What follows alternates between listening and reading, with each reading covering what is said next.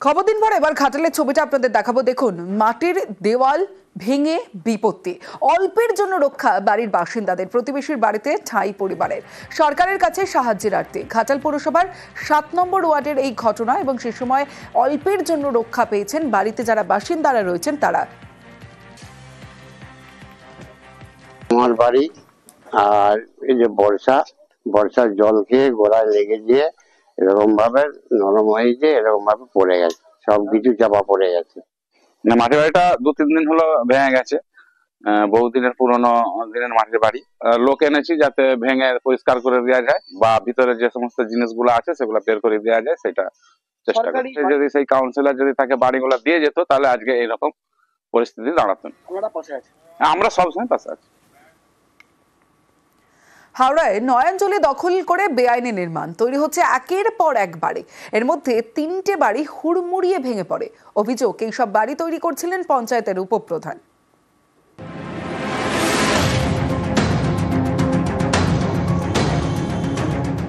নয়াঞ্জলির উপর ভেঙে পড়েছে বাড়ি, একটা নয় পরপর 3টে। এ ছবি হাওড়ার ডোমজুড়ের উত্তর ছাপরদাহ গ্রাম পঞ্চায়েত। এখান দিয়ে গিয়েছে নয়াঞ্জলি। এলাকার জল নিকাশির বড় ভরসা।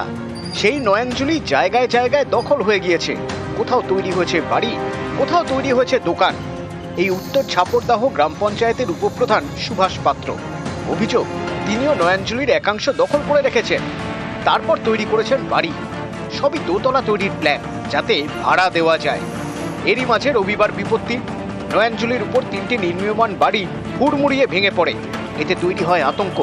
স্থানীয়দের দাবি, কয়েকদিনের বৃষ্টিতে নয়াঞ্জলি এবং তার আশপাশের এলাকার মাটি নরম হয়ে গিয়েছে, তার জেরেই বাড়ি ভেঙে পড়ে।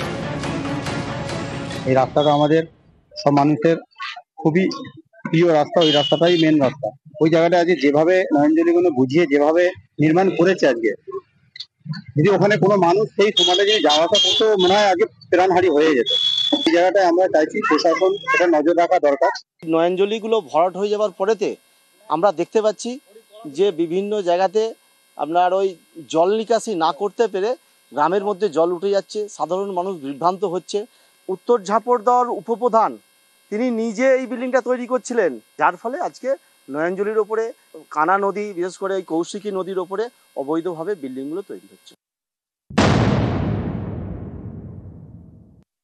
বিনা পয়সা টিউশনি করানোর জন্যই করা হচ্ছিল, হয়ে গেছে কি করবো ঘটনা। এইটা ধরুন, এখানে তো পারমিশন সেইভাবে কিছু করানো হয়নি, করা হচ্ছিল উনি একটা করা হচ্ছে, আর তো হঠাৎ বিপদে ঘটে গেল।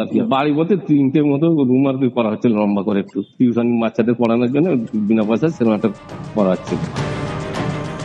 হাওড়া থেকে ক্যামেরায় বাবুল ঘটকের সঙ্গে দেবাশিস চক্রবর্তী, নিউজ 18 বাংলা।